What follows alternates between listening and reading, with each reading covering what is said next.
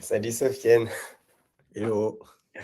Bon, on était en coulisses juste avant. T'as vu le countdown, il est impressionnant, hein. Ouais, franchement, ouais. On dirait que Il est un peu court, si je peux suggérer à Livestorm ouais, de mettre plus. il est un peu court. Salut tout le monde, salut à tous ceux qui sont en train de se connecter, bienvenue. On est trop content que vous soyez là pour ce live et nous écouter un petit peu sur ces sujets produits et IA. On va attendre un petit peu que tout le monde se connecte. Euh, on a droit de parler de ton Tour de France ou pas? Ah, c'est pas, ouais, on peut en parler, ouais. C'est pas un Tour de France, hein, pour le coup. C'est pas grand-chose, hein. On était à vélo en famille, donc avec les enfants, on a fait 300 kilomètres et surtout le plus cool, c'est que c'est mon fils qui a fait tout ça. Donc chaque jour, il faisait sa cinquantaine de kilomètres et on avait du beau temps. Et Ah ouais, quand même, 50 kilomètres, c'est balèze, hein?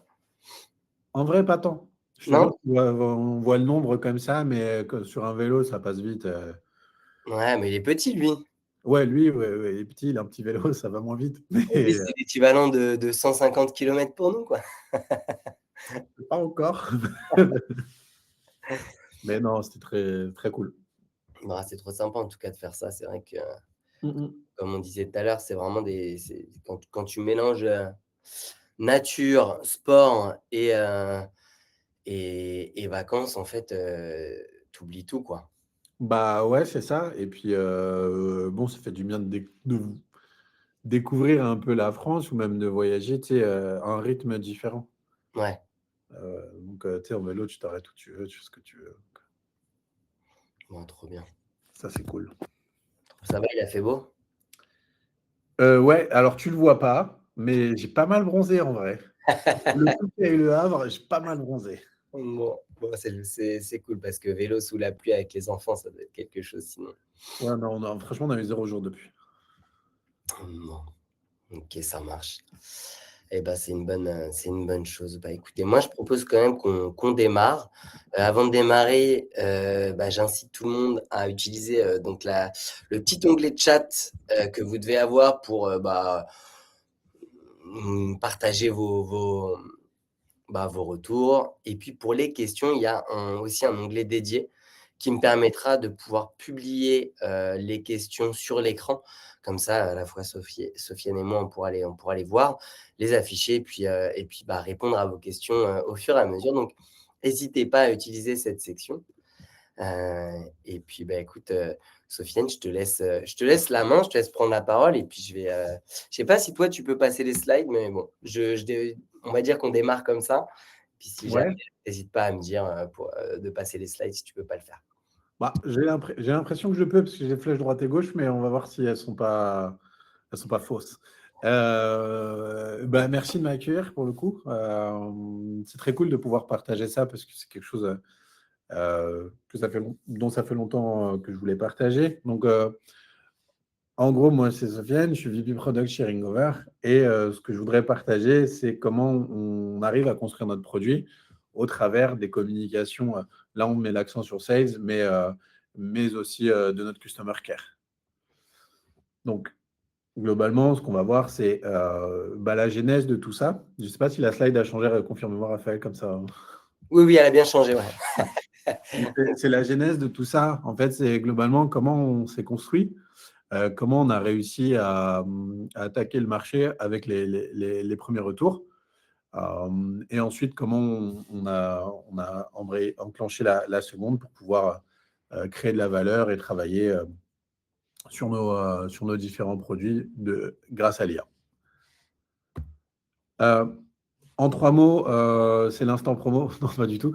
C'est qui est Ringover. En gros, on est plus de 300 personnes, 4 bureaux dans le monde. Des data centers un peu partout. Il y en a même, je crois, un peu plus. Je ne suis pas sûr qu'on soit sur la dernière version. Et des communications qui sont sans cesse grandissantes. Donc, 2,5 millions et c'est des milliards de minutes passées au téléphone, en visio, ou à écrire du texte, SMS, WhatsApp, etc. Globalement, Ce qu'on faisait avant, c'est qu'on recueillait toutes les conversations et les appels téléphoniques et de manière manuelle, on s'occupait d'avoir les retours de nos CSM, de nos sales. On utilisait Slack pour communiquer, avoir tous les insights ou même des feature requests un peu plus précises. Donc, ça venait de par tous ces canaux-là. Et ça venait aussi parfois de l'écoute même des appels. Ça, c'est quelque chose qui est hyper utilisé côté sales ou support. Tu sais, alors, je ne sais pas si tout le monde voit, mais globalement, un manager sales, il a besoin d'écouter les appels, voir comment ça se passe, etc. Et, euh, et nous, avides de retours sans biais, on en a écouté pas mal. On en monitore même toujours encore. Et donc, ça nous permettait aussi de construire le produit, de voir la bonne direction à prendre, de confirmer parfois même des hypothèses sans que nécessairement il y ait besoin d'avoir tout un grand process ou quoi que ce soit. C'est à portée de main, c'est cool. C'est le luxe dans lequel on vit chez Ringover, dans le sens où, comme j'ai montré avant, on gère tout type de canaux de communication, de la visio au texte et à l'appel. Et donc, automatiquement, tous les échanges qui vont avoir lieu sur ce produit, sur l'expérience client, sur même du support, de la vente, etc., on y a accès. Évidemment, tout ça, c'est avec un consentement si c'est enregistré, etc., hein. Je n'ai pas précisé, mais Ouais, c'est comme on entend là, enfin, quand tu appelles ta banque ou tu appelles un service client et ils te disent: «Voilà, cette conversation est susceptible d'être enregistrée, exactement. si vous voulez pas, appuyez sur telle touche» et voilà, quoi. Ouais, c'est exactement ça. Donc, nous, cette donnée, on l'avait déjà. Et Ouais, grâce à l'IA, en fait, on a pu agréger plus, on a pu travailler plus avec. Et on a d'abord sorti Empower. Donc, c'est un, c'est un produit supplémentaire qui est dans la suite Ringover, dans lequel tu vas pouvoir avoir des résumés personnalisés. Tu vas pouvoir faire des scores sur des appels. Tu vas pouvoir travailler avec un petit bot qui va t'aider à organiser ta journée, à t'expliquer un petit peu les next steps, etc. Et très honnêtement et de manière très transparente, quand Empower est sorti, on n'a pas pensé à tous ces usages pour le produit. OK. Tu vois, on y a pensé, on s'est dit, bon, bah, on a une population sales, évidemment, ou care, et on a la possibilité de leur permettre d'augmenter un peu leur, leur quotidien, d'abord à travers simplement déjà une transcription et des résumés personnalisés. Donc, en fonction de ton activité, tu les personnalises, tu vois. Et puis après, aller un peu plus loin dans l'analyse, dans le discours, etc. Mais Ouais, au ouvrir départ les yeux sur ça côté produit, ça n'a pas été naturel. ouais, au départ, en fait, vous avez d'abord ciblé vos personas, en fait. Vous avez ciblé vos utilisateurs, vous avez dit: «Bah, Exactement. comment je peux améliorer, la vie de mes utilisateurs?» Et après, en fait, vous vous êtes dit: «Ah mais en fait, c'est une manne d'informations, est-ce qu'on peut pas l'exploiter?» C'est ça? Ouais, c'est de ce postulat qu'on est parti. Et après, tu as plein d'usages émergents en fonction de l'activité, évidemment. Ouais. Moi, je me suis dit que c'était pas mal à utiliser pour le produit. Et je pourrais montrer des écrans rapidement du produit dans la vraie vie. J'ai pas eu le temps de préparer une data un peu anonymisée et tout, donc je vais pas scroller tout en haut de la page ni tout en bas, ce sera juste la bonne zone. Mais en tout cas, ouais, on pourra voir ça. Et Donc c'est hyper enrichissant.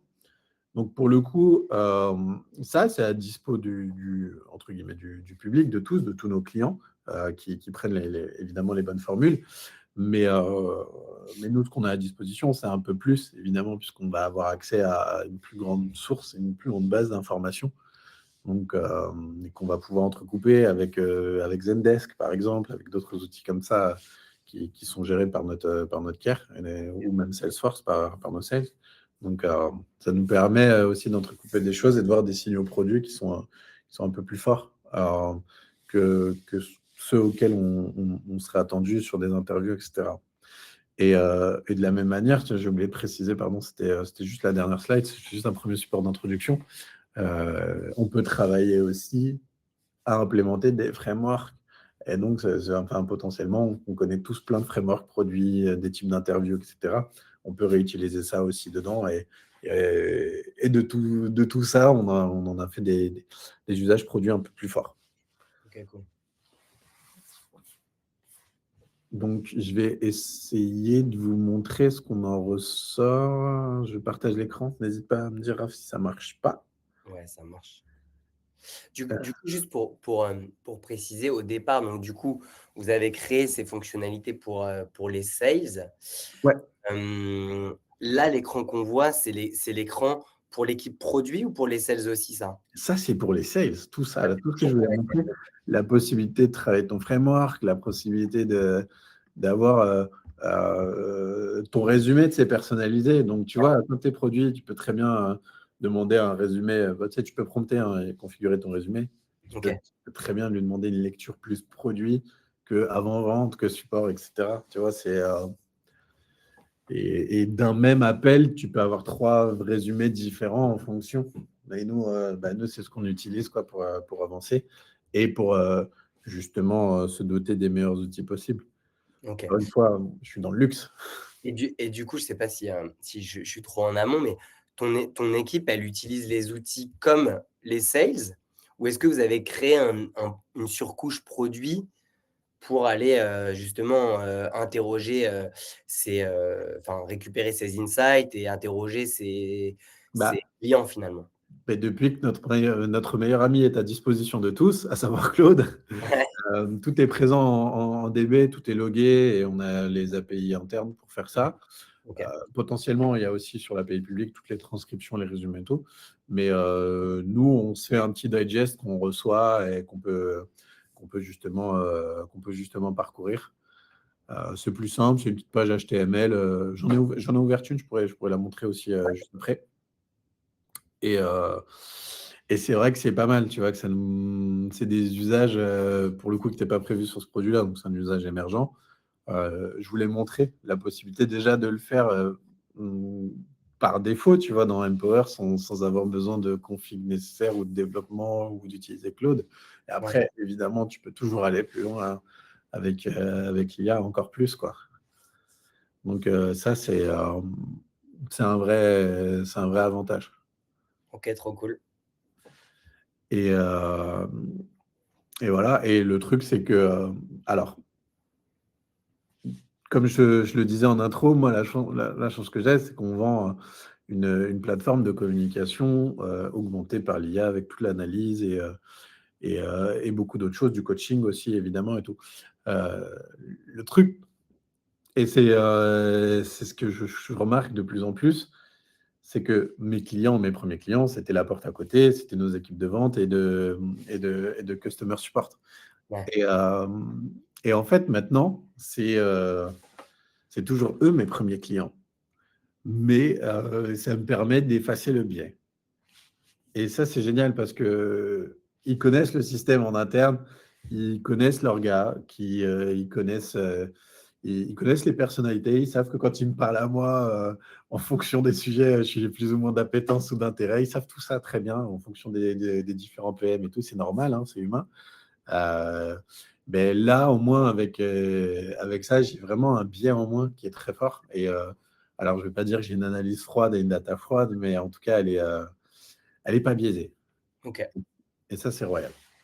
Bah, ouais, carrément. Carrément. Comment ça se transcrit dans le produit? Regarde, je vais te montrer rapidement. Ouais. Alors, Tu vois bien mon écran? je te dis, ça charge. Et là, c'est bon. Ouais. Alors là, tu vois, ça, c'est l'interface d'Empower dans laquelle tu vas avoir. Je passe vite justement parce que tu vas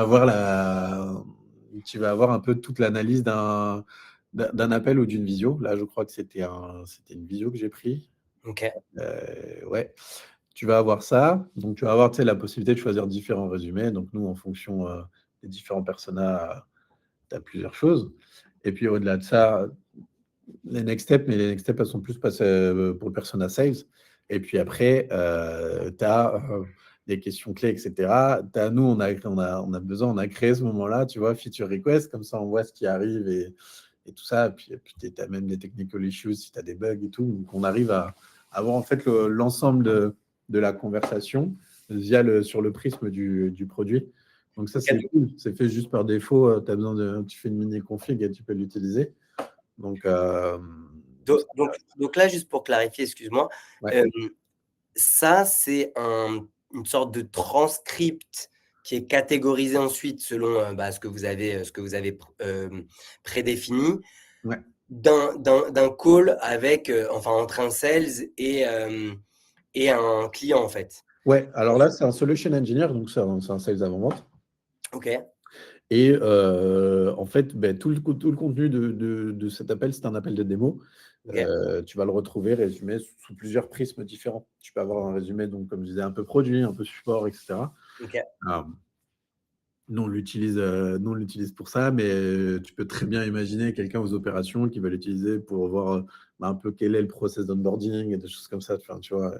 Ouais, c'est Il y a pas mal de moyens, en fait, de faire d'un usage purement sales, parce que là, c'est une vraie démo sales en plus, là, tu vois? Et on va sortir des usages hyper émergents, quoi. Donc, c'est très cool. trop cool et donc du coup, hem, en fait, comme enfin, vous vous êtes dit donc si on revient un peu, Ouais, à l'histoire, vous vous êtes dit: «Bon, on a une manne d'informations, on a vraiment la possibilité de collecter un maximum de feedback utilisateur, via ces échanges sales, support, et cetera». Hem, du coup, on va, rendre de manière native, en fait, la possibilité à partir du transcript de récupérer vraiment ces insights produits catégorisés en plus en mode, bah, là, c'est du feature request, là, c'est, technical issue donc bon, potentiellement des bugs techniques ou, des problèmes techniques qu'ils peuvent rencontrer et cetera et à partir de ça, alors est-ce que vous allez à chaque fois aller unitairement sur les conversations? Est-ce que tu as un vous centralisez ça quelque part? Comment ça se passe un ouais. peu? En fait, tout est présent sur nos API, et donc, justement, là, je te montre un appel et c'est Ouais, effectivement un appel unitaire, et donc tu vas manquer de la vision globale et de la vision masse. Donc, on a la possibilité, dans Empower aussi, de travailler sur ça et de pouvoir avoir une vision un peu plus grande. Là, tu vois, il y a un petit mo alors je sais pas si je ferme la fenêtre là. Tu me vois toujours? Ouais? ou là, je vois le même écran pour le moment. Ouais, mais tu sais, j'avais Ah oui, notre, notre appel en miniaturisé, c'est pour ça, ouais, c'est pardon. ça. Ouais, J'étais pas sûr que si je fermais, ça fermait pas tout. ouais. Là, tu vois, je peux très bien, tu sais, via notre petit héros. Donc, Mmh, héros, c'est AI Ringover. C'est pour ça, enfin, OK. notre mascotte qu'on met partout et qui va représenter toutes les actions, en fait, faites par l'IA. Elles sont personnifiées, chez nous. Donc, je trouve ça OK. cool, sa petite Trop mascotte. sympa, ouais, c'est sympa, ouais. Mmh. Et il a plein d'humeur et il fait plein de choses. Ouais, il a une Et bonne Et globalement, en fait, tu vois, tu peux lui poser aussi pas mal de questions et travailler avec lui, sur ce call-là ou sur les différents calls que tu as eu avec ces questions, avec ce client, et cetera, et cetera. Donc OK. tu peux juste là, dans le produit, faire tout ça. Tu vas aller chercher un peu plus loin que cet appel unitaire-là. Mais, nous, ce qu'on fait, et littéralement grâce à Claude, hein, j'ai pas demandé, on n'a pas bouleversé les roadmaps pour que ce soit pour faire ça. Moi, ce que je fais, c'est que j'ai un Insight Digest avec l'étude de tous les appels, de toutes les visios, etc. Et à partir de là, tu vois, je vais regarder les signaux forts, les mentions par thème. Tu vois, moi, je me rends compte qu'il y a pas mal de notes sur la messagerie et sur les SMS. Donc, je vais aller creuser un peu plus et puis je vais voir s'il y a des appels unitaires sur ce sujet-là exactement, etc. Après, évidemment, bah, il s'amuse à te faire des recommandations et tout. C'est pas tout le temps hyper, hyper méga pertinent, mais ça le mérite d'être là. Mais Ouais. moi, ça me permet de catégoriser et de voir où vont être les prochains axes d'amélioration. OK, c'est trop cool parce que c'était une question que j'allais te poser, c'est, une fois que tu as récupéré tous ces insights, évidemment, on est un live, qui tourne autour du produit, donc j'allais te dire comment tu priorises tout ça et Ouais, donc là, déjà, c'est déjà pré-mâché, donc ça, c'est assez cool. On voit qu'il y a à peu près 86, par exemple, notes ouais. sur 378 qui sont, sur les SMS et messageries, donc tu as déjà un petit peu, une priorisation au moins en volume. C'est ça. Après, j'imagine que, toi, tu vas prioriser aussi en fonction de, la pertinence business, la pertinence, hem, pour, comment dire? L'effort technique et cetera. Enfin, en gros, tu vas utiliser des frameworks qu'on connaît, que ça soit le RICE ou autre pour aller, C'est peut-être ça. rentrer un petit peu plus, reprioriser un peu tout ça. Mais déjà en termes de volume, tu as déjà un petit taf de fait et ça, tu m'as dit, ce HTML, en fait, c'est quoi? C'est Claude Code, en fait? Tu as créé une mini app Ouais, qui récupère, via API tes informations c'est et ça. tu t'es fait ton petit dashboard, custom, quoi, en fait? Ouais, c'est ça. Après, on a 2 choses. On a celui-ci qui est le mien. On en a un autre qu'on partage avec l'équipe qui s'appelle Voice of Customer, où on va justement agréger toute la data. Je ne vous ai pas montré, parce que là, on a celle d'Empower et de tous les appels et tous les échanges. Mais on a aussi l'usage de Zendesk pour notre support. Ouais. Et pareil, il y a pas, c'est une mine d'informations, c'est une mine d'or. Donc, on utilise ça, qu'on agrège. Et le dernier que j'utilise aussi, c'est pareil, tu vois, en gros, c'est une étude de la concurrence, justement pour voir quels sont les signaux forts du marché, qu'est-ce qui se passe, etc. Si c'est plus proche du PMM, mais ça nous permet, nous, d'avoir en fait accès à une information rapide. La veille, c'était vraiment beaucoup de temps.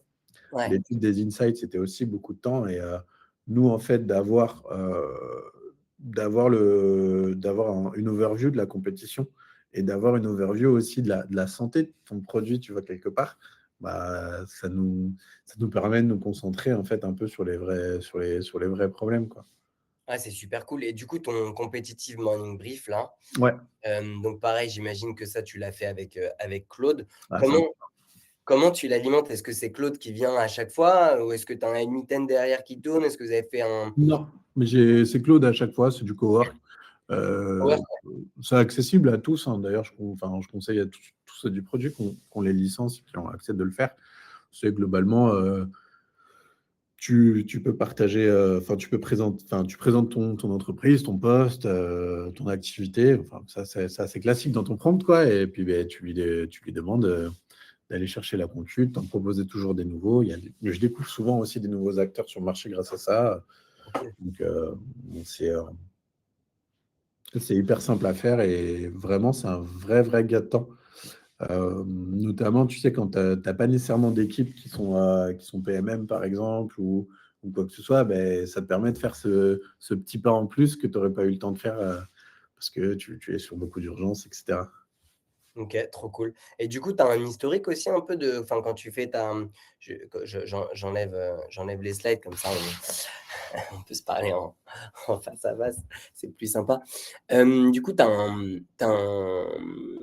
un historique aussi, ça te garde un historique de la veille ou est-ce que c'est vraiment tu prends le matin un peu de l'info et puis tu vois un petit peu, En s'il y a fait, des choses à il me et construit mon digest. Tous les jours, il me construit un fichier ouais, qui est stocké sur mon Mac.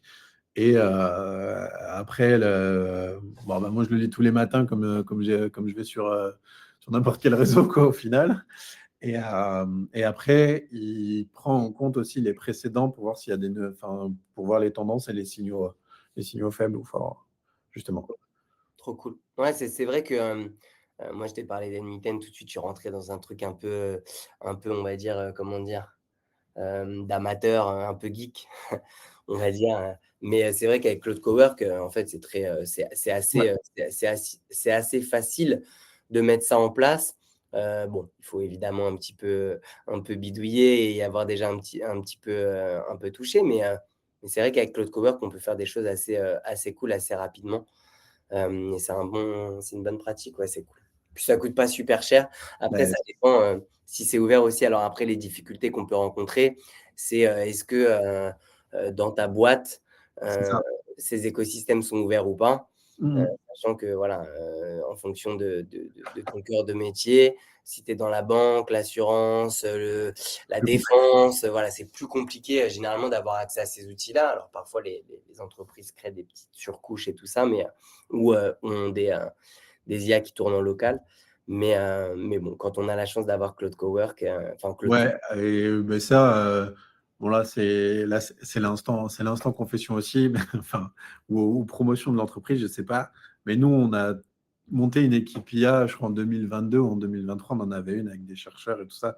Ils sont super doués, c'est des pointures dans ce qu'ils font. Et Ouais, on a toujours été très sensibles. Et on n'a pas attendu qu'OpenAI explose pour avoir tous des licences ChatGPT, Gemini ou autre. Et là, ça fait peut-être 7-8 mois que Claude est vraiment présent, vraiment efficace. Ça fait 4-5 mois que sur LinkedIn, un post sur deux, c'est sur ce qu'il est capable de faire.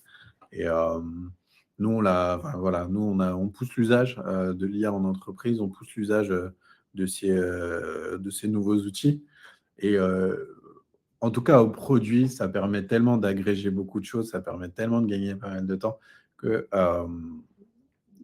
tu vas pouvoir te focus sur les problèmes, tu vas pouvoir te focus sur tes utilisateurs, tu vas pouvoir aussi les rencontrer et, à des, à- et ça permet vraiment en fait de commencer le taf, tu vois, commencer ce travail d'hypothèse, commencer la réflexion sur des bases en fait plus saines, quoi. ouais.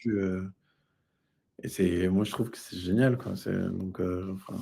Je sais que c'est pas accessible à tous, pas en termes de budget nécessairement, mais en termes de politique d'entreprise, comme tu disais. Ouais. S'il y a moyen de trouver des workarounds, n'hésitez pas, quoi.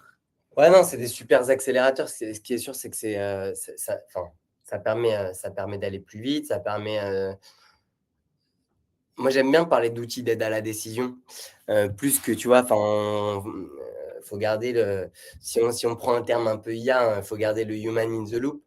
Vraiment, essayer de toujours garder l'humain pour aller vérifier les informations, pour aller s'assurer qu'il n'y ait pas des prises de décision qui soient faites sans nous. Mais en revanche, c'est des super outils d'aide à la décision pour très rapidement, comme là, tu l'as montré, quoi. Avoir très rapidement une première priorisation, des premières tendances, aller plus rapidement faire du benchmark comme tu l'as montré. Et ça c'est vraiment ce que l'IA permet de faire et c'est super cool. Une petite question d'Yvan, je te la partage comme ça, si tu veux. Il répond: la mise à disposition de la recherche et contextualisation des insights et l'output principal, non. Alors, je sais pas si. Bah, oui, quelque part, oui. Parce que, en gros, pour le coup, et alors, comme moi, j'ai littéralement accès à tout le contenu des visios, des appels et des conversations texte, SMS, WhatsApp. Moi, ça me permet de gérer cette masse et pour le coup, dans mon contexte. Donc, c'est assez simple aussi. Globalement, en entreprise, on utilise les produits qu'on fait, quoi. Donc, on fait pas mal. Alors, j'aime pas trop le terme. Alors, je sais pas s'il y a un terme plus récent ou plus moderne. Peut-être tu veux me corriger, Raph, mais nous, on fait du dog fooding, quoi, littéralement, quoi, pour le coup. Oui, ça nous permet tout ça, quoi. Je voudrais juste revenir sur un truc que tu disais sur le human in the loop tout à l'heure. Ouais, Euh, Parce que, et là, ça fait quelques semaines que je me pose la question. Tu sais, pendant un moment, il y avait des grands ayatollahs du produit dont on a tous bu les paroles sur. D'ailleurs, tu vois, j'ai beaucoup cité ce mot-là, mais tu sais, sur le biais, sur la data, la stat, etc.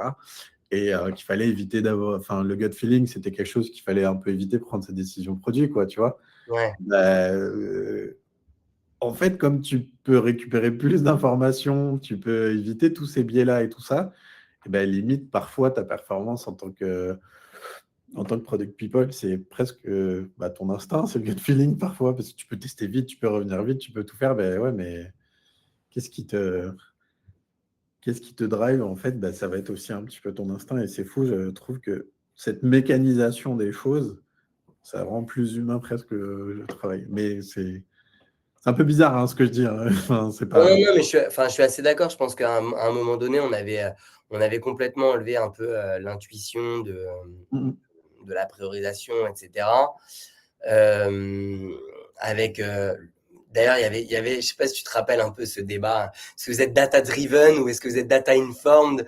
Ouais. Le data-driven, c'est le fou de la data qui s'appuie que sur ça pour prendre ses décisions. Et puis le data-informed, il va apporter un petit peu quand même d'humain dans tout ça. moi, je suis assez partisan du data informed, j'ai toujours été d'ailleurs. Et encore plus aujourd'hui avec l'IA, tu vois, où il faut vraiment, je pense que on, on se fait facilement aveugler, happé aussi par les réponses que l'IA peut nous donner en mode ah, si l'IA le dit, bah c'est bon. Et en fait, pour utiliser beaucoup l'IA et passer mon temps à faire que la challenger, parfois je suis vraiment, mais genre, enfin, pas du tout d'accord. Et à la fin, je reviens à l'ancienne, à me challenger tout seul et à me reposer des questions et tout ça, parce que j'arrive pas à avoir vraiment à être d'accord en fait avec le résultat qu'il m'est apporté. Alors peut-être que mes prompts sont pas bons, ça peut arriver. Parfois, tu sais, quand t'es trop dans une conversation, l'IA elle reboucle sur les mêmes choses. Ouais. Du coup, l'IA elle-même n'arrive plus à sortir de ce qu'elle t'avait Tu donné. recrées une autre conversation quand c'est comme ça. Ouais, c'est ça. Et du coup, il faut recréer une autre conversation ou en vrai, se dire, bon, bah, c'est pas grave, en fait. Ça m'a challengé, ça m'a permis de me poser des questions et ensuite d'y mettre mon intuition. Et puis, je pense que quand même, en tant que product manager, lead PM, etc., ben, en fait, il y a pas mieux que nous pour connaître nos produits, quoi. Nous et enfin, quand je dis nous, c'est l'équipe produit de manière générale, s'appuyer sur les devs, s'appuyer sur les product designers, s'appuyer sur même, hein, tu vois, tu peux avoir parfois, tu as un peu des, des key business users, des gens que tu vas utiliser, enfin, tu vois, des utilisateurs très clés qui utilisent tout le temps ton app et tout. Et ça vaut mieux de temps en temps de retourner un petit peu parler avec les gens Bah ouais, c'est ça. quand, quand, quand l'IA, quand on arrive au bout de ce qu'on pense qu'on peut tirer de l'IA, quoi. Bah ouais, c'est ça. Après, c'est pour ça aussi que dans nos équipes produits, on essaye d'être le plus présent possible en salon. Tu sais, justement, ça nous permet d'échanger vraiment, ça nous permet aussi de sentir quelque chose, évidemment, de voir des tendances, parce que tu vois tous les exposants, tu vois tous les machins, mais pas que, parce que les rencontres que tu vas faire sur ton stand, des fois, il y a des questions auxquelles tu t'attendais jamais, tu l'as jamais entendu celle-ci dans un call, dans une visio, quoi que ce soit. Et de là, créer des conversations et après des nouvelles hypothèses hein, que tu vas essayer de confirmer et tout ça, mais tu peux confronter tellement de choses avec le terrain et les vrais échanges que tu es obligé, quoi.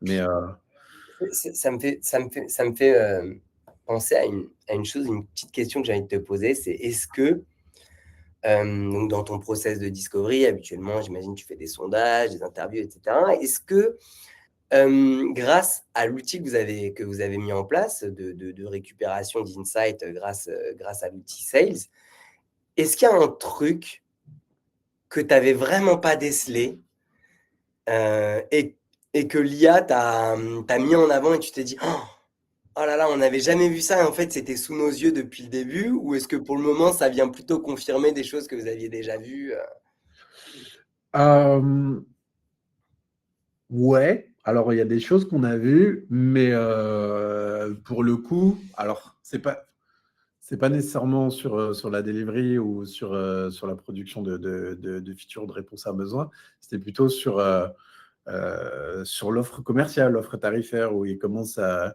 Et tu vois, et quand tu coupes entre le competitive digest que je t'ai montré et tu vois les différents appels, tu dis, ah ouais, il y a peut-être quelque chose qui est en train de se passer sur le marché. Et justement, on réfléchit à tout ça là en ce moment. Je ne peux pas trop en parler, mais c'est une des conséquences sur les différents échanges qu'on a pu étudier. Ouais. Ouais, Ça, ouais, c'est un truc un peu plus flagrant. Après, non, pas encore en tout cas. Je pense que ça va arriver, mais pas encore. du coup, ça vous a quand même permis d'avoir enfin, j'imagine d'avoir une plus grande récurrence sur l'analyse marché, Mm. en fait, d'avoir beaucoup plus les yeux partout qu'avant, en fait. Là, tu vois, d'avoir tous les matins ton digest, d'avoir ton petit dashboard avec justement les nouveaux, enfin, les plus grosses demandes utilisateurs, etc. Ça te permet d'être, en fait, un peu comme quand on va dans notre, Amplitude, sans faire de pub ou Google Analytics ou Product Board ou ce genre de choses, tous les matins pour voir où en est ton produit et ce qui s'est passé dessus. Maintenant, tu as aussi ces outils-là en plus qui te permettent d'avoir un œil sur le marché tout le temps. Tu es un peu Ouais, Big c'est un peu Brother ça, de ouais. ton produit, quoi. Ouais, ouais, bah ouais, c'est un peu ça, mais vraiment, c'est important et vraiment, j'insiste et je reviens là-dessus parce que moi, je suis dans un luxe qui n'est pas nécessairement le cas pour tous. Et, et quand je dis que le Ringover et le produit Ringover, il s'est construit grâce à tout le monde dans l'entreprise, c'est vrai, tu vois, parce qu'avant, enfin, et c'est toujours le cas, parce que j'ai besoin aussi de quand même avoir cet instinct des customer success qui sont au quotidien avec leurs clients. Bien sûr. C'est ça, c'est de la discovery en continu, Yvan, exactement.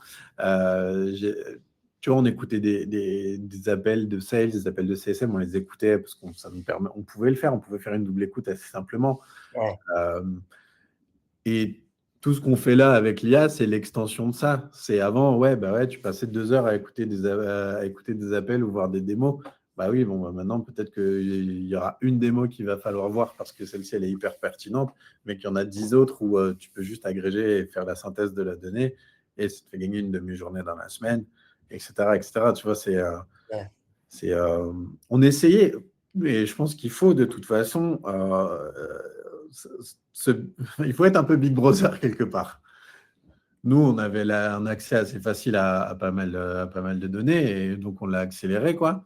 Mais ça, enfin, c'est une recommandation que je ferai à tout le monde de toute façon, c'est de voir tout ce qui se passe autour et quelle est l'adoption, etc. Donc, effectivement, et les outils de tracking, que ce soit Amplitude, GA ou d'autres, ça sert à ça aussi, et on a ça aussi, hein, tu sais.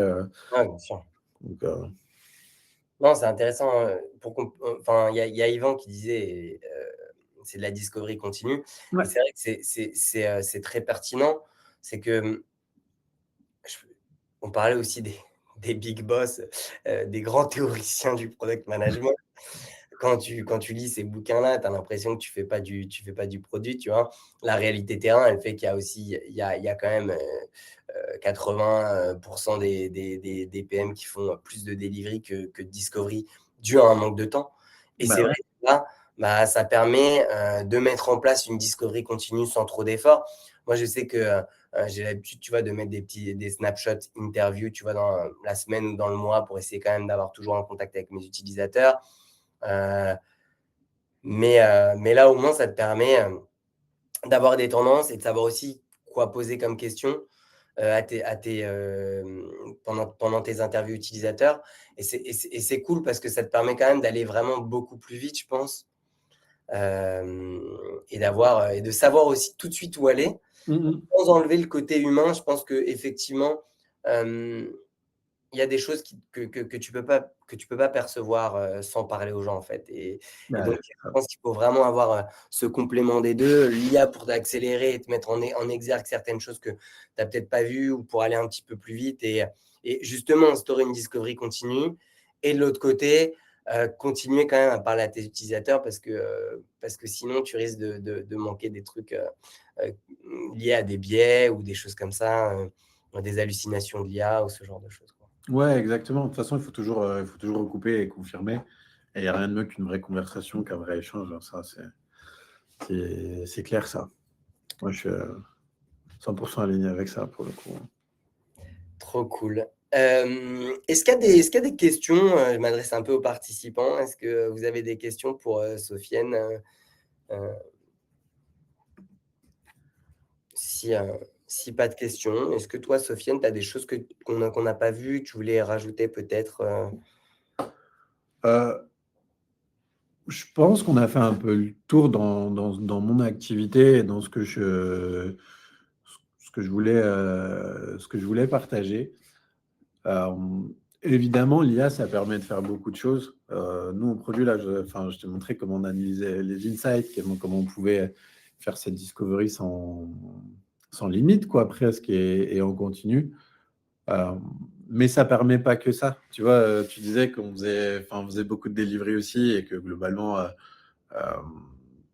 bah, ça aussi, ça peut être accéléré parce que ben, Alors, c'est pareil, une user story, ça va plus vite à être rédigé, tu as moins de tâches administratives ou de secrétariat, appelle ça comme tu veux, mais tu vas aller plus vite sur ça, donc ça va te permettre aussi de voir plus vite le résultat auprès d'une équipe tech qui va faire ça avec Cursor, avec Claude, avec tout ce qu'ils veulent, quoi, ou même à la main, et ça sera très bien fait aussi, hein, c'est pas...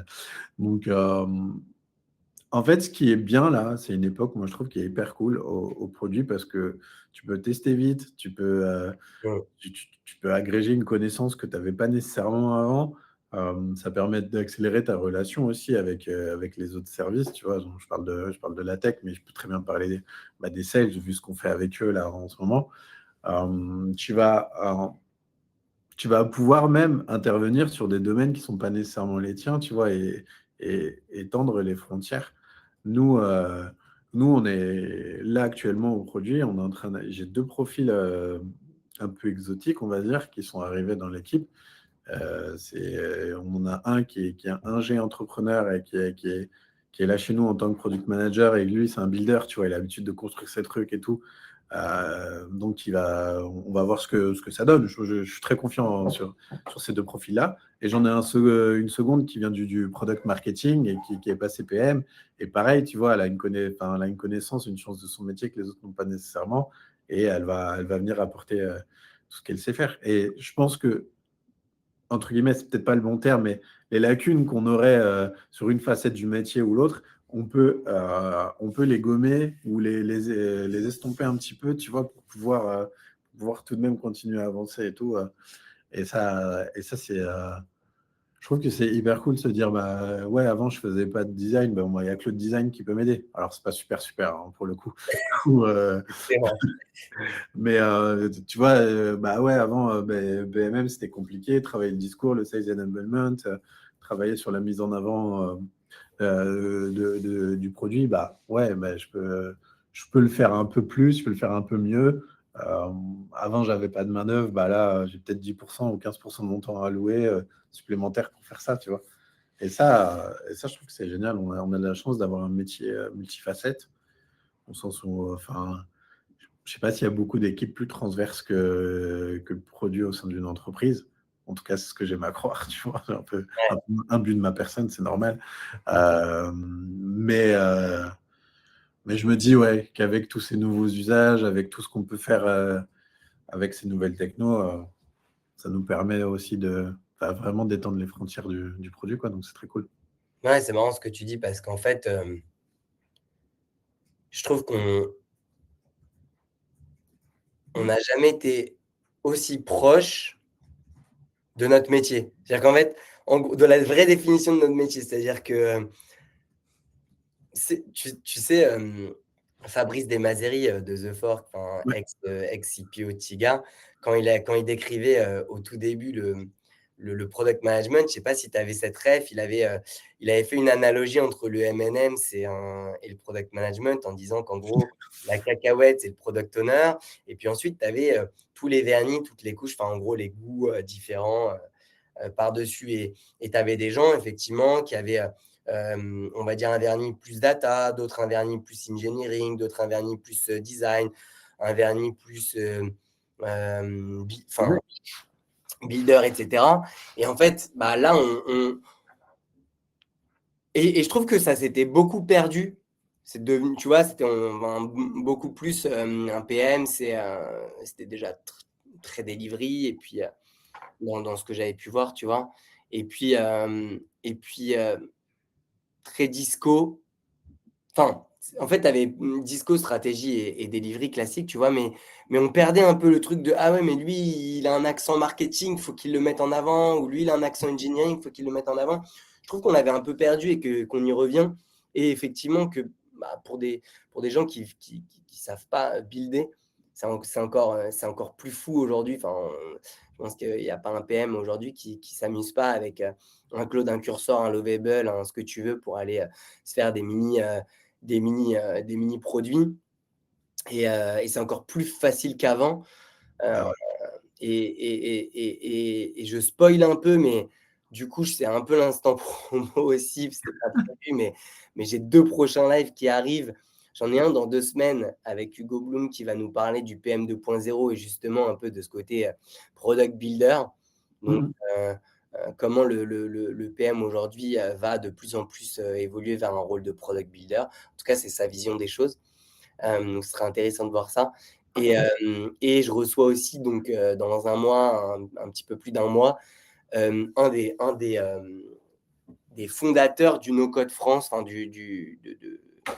de la communauté du no code en France qui s'appelle Alexis Kovalenko qui a écrit un bouquin là sur le vibe coding éclairé et aussi bah du coup ça va pas mal tourner autour de comment bien builder quand on est alors lui il est pas du tout dans le produit, c'est pas un PM à la base. Il est vraiment lui c'est vraiment il vient de la tech et c'est un fou de no code et justement on parlera de est-ce que le vibe coding est du no code ou pas. Enfin, voilà.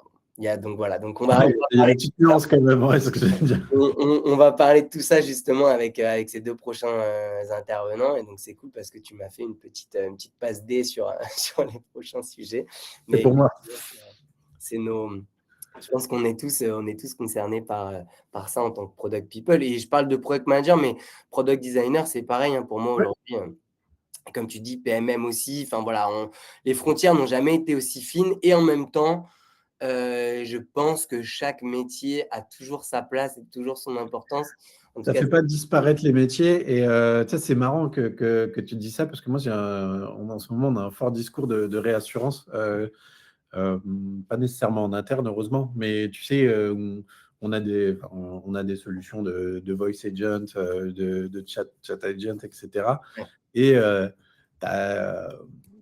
tu as beaucoup de gens qui, à tort, se sont dit, bon, bah tiens, je vais mettre un voice bot, je vais me séparer d'un quart de mon équipe support. C'est pas du tout le cas en vrai, hein. ouais, Par contre, quand l'équipe support elle est en week-end et tout, ton voice agent, tu prends le relais. C'est ça qui est important. Et c'est un discours qu'on a pas mal, tu vois. Et là, c'est pareil, tu vois, on en arrive à dire, bon, bah, ça remplace pas les gens, ça remplace pas les métiers.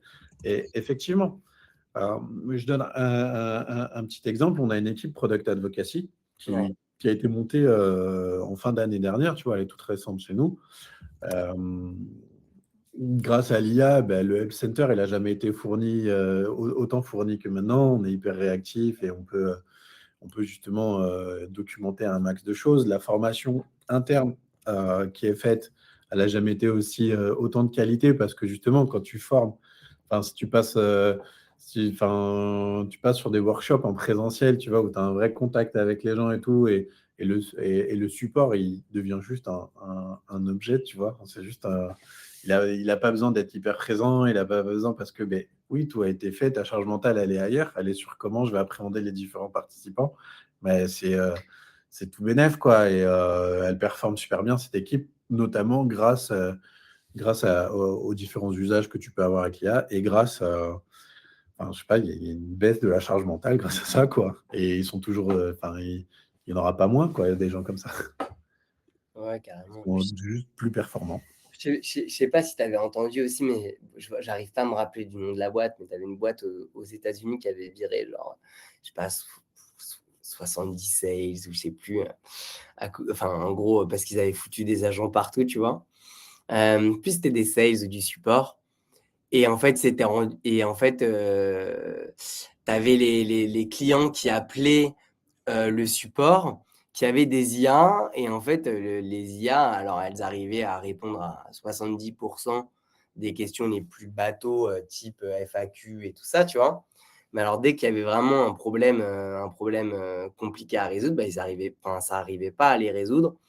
Du coup, les clients, ils rappelaient, ils rappelaient, ils rappelaient, ça crée de la frustration, ça a vraiment donné une super mauvaise image à la boîte, ils ont perdu en NPS, et cetera et puis au final, ils ont embauché, mais cette fois-ci en disant: «Bah, en fait, toutes les personnes qu'on avait virées et qu'on a» alors je sais pas s'ils ont embauché les mêmes personnes, «on les met uniquement sur les questions à forte valeur ajoutée Mais c'est ça, ouais. et les agents vont répondre aux questions qui, en fait, saoulent même le support. Enfin, tu vois, il y a le nombre d'appels qu'il peut y avoir au support pour des questions bateaux qui prennent un temps monstre et en fait, qui n'a. Enfin, Mais c'est ça. voilà. Et mais tu t'imagines même pas le nombre de cas d'usage qu'on a, nous, avec nos clients. En fait, ils ont leur relation avec leurs clients. Mais justement, dans l'hôtellerie, ça arrive très souvent, Yvan. Pardon, je me permets de lire le chat en même Ouais, temps. Et c'est où en est ma commande? Est-ce que j'ai bien réservé la bonne chambre? Et tout ça, ça peut être géré par un chatbot. ouais, Par contre, j'ai mon avion en retard, enfin, j'ai un enfant, j'ai besoin du room service pour avoir un repas chaud quand j'arrive et que son lit soit prêt, etc. Bah ça, ouais, tu vas avoir un appel enfin, tu vas parler à un interlocuteur humain parce que bah, il faut pouvoir coordonner et gérer tout ça. Donc, ça ne fait pas disparaître les gens, mais je pense que ça te permet de te concentrer sur ta vraie, enfin, sur ton savoir-faire et ta valeur. C'est ce que je disais tout à l'heure sur le gut feeling côté produit au final. Tu vois, il y a un moment, ouais. on peut tout agréger et se faire super assister par l'IA, mais il y a un moment, c'est toi qui va devoir prendre la décision. Yes. Bah, écoute, ça me semble pas mal comme mot de la fin, moi. Qu'est-ce que tu en penses? Ah ouais, je vais l'encadrer, il est pas mal. On on va pas perdre notre job face à l'IA. Non, non, mais en tout cas, c'était super cool, super intéressant, je me suis régalé moi d'échanger avec toi, Sofiane. Heu, J'espère que, bah, que vous aussi, qui avez participé, vous vous êtes bien régalés, et puis surtout là, je pense que vous avez tous faim donc on va vous laisser, aller manger, vous régaler, de repas cette fois-ci. Merci pour, votre participation. Merci à toi, Sofiane, encore et puis, bah, à très vite. Merci à tous et à très vite. Allez, salut. Au revoir.